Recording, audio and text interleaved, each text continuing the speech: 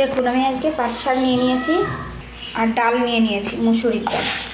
আমি আজকে পাট শাক দিয়ে ডাল দিয়ে আমি আজকে রান্না করব। আপনারা পুরো ভিডিওটা দেখতে থাকুন। দেখুন জল আমি বসিয়ে দিয়েছি আর ডালগুলো ধুয়ে নিয়েছি। এবার ডালগুলো সিদ্ধ করে নেব। দেখুন ডালটা আমার সিদ্ধ হয়ে গেছে। ডালটাকে এবার আমি ঘুটে নেব। দেখুন ডালটা আমার ঘুটা হয়ে গেছে। এবার আমি কাঁচা লঙ্কা দিয়ে দেবো। এবার জল দিয়ে দেবো, বেশি জল দেবো না। দিয়ে দেবো পরিমাণ মতন লবণ, পরিমাণ মতন হলুদ।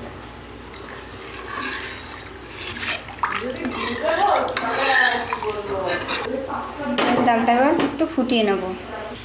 দেখুন ডালটা আমার ভালো করে ফুটে উঠেছে। এবার আমি ফোড়ন দেওয়ার জন্য ডালটা নামিয়ে নেব। কড়াইতে তেল দিয়ে দেবো। তেলের উপর দিয়ে দেবো জিরে আর শুকনো লঙ্কা।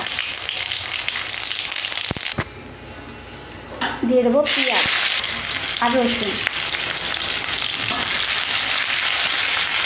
এটাকে ভালো করে একটু ভেজে নেব। এটা একটু ভাজা হয়ে গেছে। এবার শাকগুলো দিয়ে দেবো।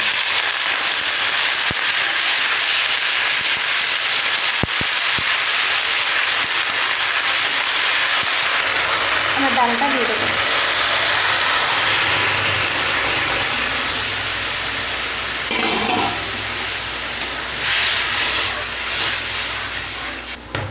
ডালটাকে এবার ভালো করে ফুটিয়ে নেব। দেখুন ডালটা আমার হয়ে গেছে। এবার স্বাদ মতো একটু চিনি দিয়ে দেবো।